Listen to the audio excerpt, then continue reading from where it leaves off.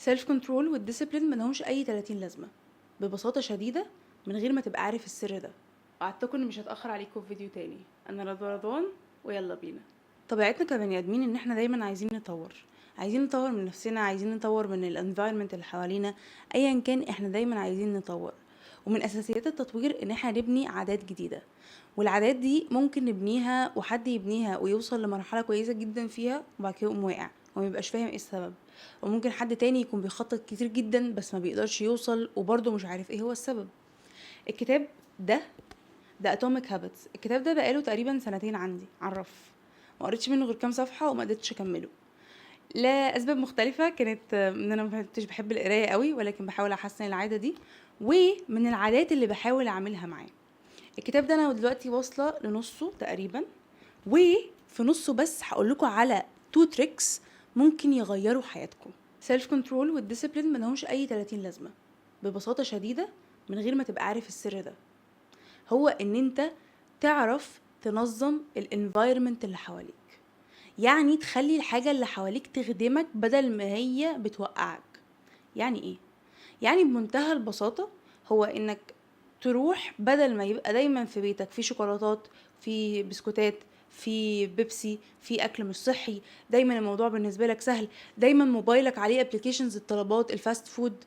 ان انت تمسح الحاجات دي، تحاول دايما تبدل الاختيارات اللي عندك في البيت بحاجات صحيه اكتر تساعدك على الهدف اللي انت عايزه.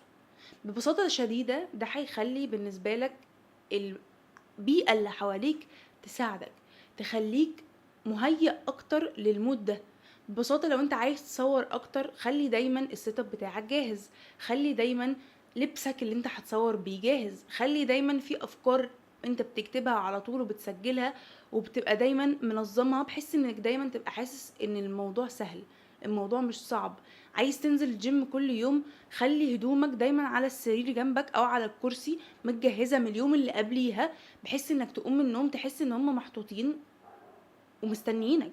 ببساطة شديدة خلي الجو اللي حواليك يكون بيهيئك للي انت عايزه اكتر من اللي انت مش عايزه.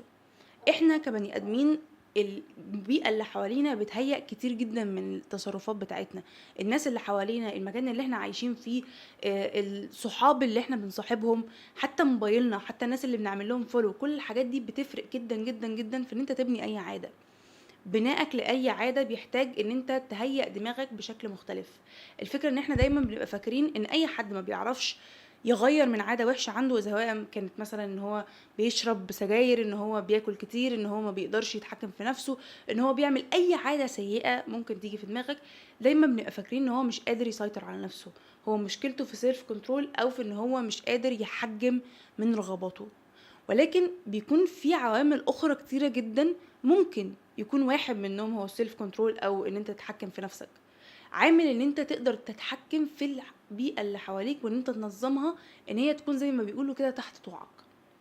يعني بمنتهى البساطة عشان اسهل لكم الموضوع، انت عايز تاكل احسن، نظم الحاجة اللي حواليك، نظم الاكل اللي انت بتشتريه، اختار الحاجة بعناية اكتر. ما تروحش تجيب علب شوكولاتة وتحطها وتستنى ان انت تاكل احسن. دايما خليك واخد بالك انت بتاكل ايه وما بتاكلش ايه، بتاخد كام كالوري، بتاخد كام جرام بروتين. دايما خليك اوير بالموضوع وفاكره وفي دماغك. وخلي الموضوع بالنسبه لك سهل. بالنسبه لك ان انت تاخد تفاحه اسهل من انك تاخد شوكولاتايه، لان التفاحه انت حاططها في نص المطبخ، لكن الشوكولاتايه انت لازم تطلبها ولازم تختار ولازم تنزل تجيبها كمان. دي اول بوينت في الكتاب. تاني بوينت، والبوينت اللي فعلا حسيت ان هي بتفيد قوي قوي قوي قوي بلس البوينت الاولانيه، هي انك تخلي الحاجة اتراكتيف. والفكرة دي اتراكتيف ان هو تبقى جذابة بالنسبة لك، الحاجة بالنسبة لك تبقى انت عايز تعملها، مش ان انت بس مجرد انك لازم تعملها علشان ده احسن حاجة ليا. لا، انت عايز تعملها. وبتيجي بنفس الاتجاه بالظبط العادة انت عايز تبطلها.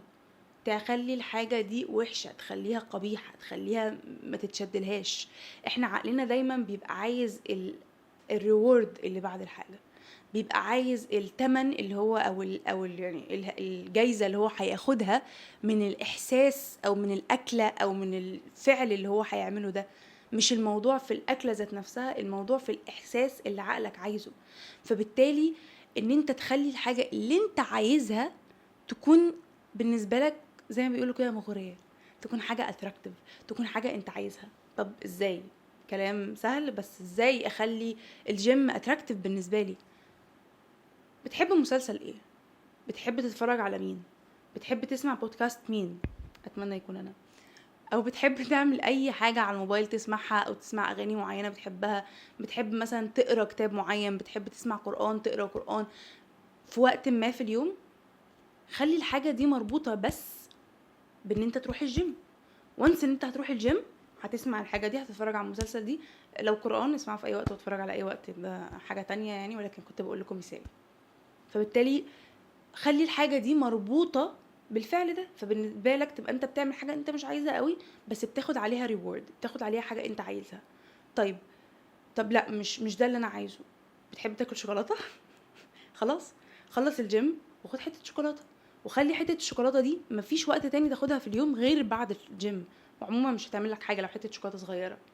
طيب عايزه اقرا، اعمل ايه؟ خلي المكان اللي انت دايما متاكد انك هتقعد فيه، او الفعل اللي انت دايما متاكد انك هتعمله، انت بتصحى من النوم تقعد على الكنبه تاكل فطارك وتشرب كوبايه قهوه. خلي بعد الفطار على طول، بدل ما تقوم جامب على طول لكوبايه القهوه، امسك الكتاب وانت بتشرب كوبايه القهوه، في الفتره اللي هتشرب فيها كوبايه القهوه بس هتقرا. فبالتالي الموضوع هيتربط معاك بحاجه انت بتحبها. طيب، انا بتفرج على مسلسلات كتير جدا وبضيع الوقت فيها، اعمل ايه؟ مش لازم تبطل العاده، ممكن تخلي العاده دي تسيرف يو او تفيدك. ممكن وانت بتتفرج ترتب البيت، ترتب الاوضه، ترتب الهدوم، ان انت تخلص حاجه عليك، تاسك صغير تقدر تعمله وانت مش مركز قوي، حاجه صغيره ممكن تعملها، تعمل اديتنج بسرعه، تعمل تاسك صغير، تعمل شويه حاجات بسيطه في البيت، ايا كان. المهم ان الحاجه دي تسيرفك يعني، المهم ان هي تسيرفك. المهم ان انت تخلي العادات تكون بالنسبه لك حاجات انت عايزها، مش حاجات انت مجبر انك تروح لها. اتعامل مع نفسك دايما على انك طفل في اي حاله. بالاخر انت بتربيك، من الاخر انت بتربي طفل جواك. لو انت طفل قعدت تخوفه من حاجه وتقوله قد ايه هي وحشه، بس هيخاف منها وهيبقى مش عارف يعمل حاجه، وممكن اصلا يبقى الممنوع مرغوب ويبقى عايز يعملها اكتر. ولكن في نفس الوقت لو اديته اوبشن اخر، او اديته اختيار اخر ألذ، حاجه فيها لعبه بس هي مختلفه بس هي مفيده ليه وهو مش عارف، هيحس ان هي الله حاجه حلوه هيعملها، وممكن ينسى الحاجه التانية اصلا. فبالتالي دايما حاول تدور على اختيارات تربطها بالعادات الجديده اللي انت عايز تزودها. يعني ببساطه شديده، ما تحاولش تزود عاده جديده على الليست، حاول تربط عاده جديده في الليست. واخر نصيحه، دايما حاول انك تخلي العاده اللي انت عايز تعملها واضحه. يعني خليها في وقت معين، في مكان معين، في فعل معين انت عارف انك هتبقى موجود فيه، وعارف ان ده اصلا بيكون من الروتين بتاعك، او ده من الحاجه اللي بتحصل في يومك. حطها فيه. يعني عايزه اقرا، انا هقرا كل يوم صفحتين بعد الفطار وانا بشرب كوبايه قهوه على الساعه 11. خليكي سبيسيفيك جدا جدا جدا جدا. ما تقولش انا كل يوم هقرا صفحتين، لا، انا كل يوم هقرا صفحتين وانا راجع من الشغل بشرب كوبايه الشاي. انا كل يوم هقرا صفحتين وانا بعد التمرين، وانا مثلا كنت بقعد العب في الموبايل شويه، انا هقعد اقرا صفحتين. المهم ان انا هقعد اقرا صفحتين في ايا كان اللي هيحصل. انا لسه هكمل الكتاب، ولسه معرفش ايه التريكس التانية اللي هيبقى فيه. كان في تريكس اصلا قبل كده، لو حابين نتكلم عليها اكتر، او حابين اصلا فكره ان انا لخصت لكم كتاب شويه او بالفكره دي، يا ريت تقولوا لي في الكومنتس. بس كده، متنسوش تعملوا لايك، شير وسبسكرايب، تدخلوا تعملوا فولو على الانستجرام وعلى التيك توك، واشوفكم الحلقه الجايه. باي باي.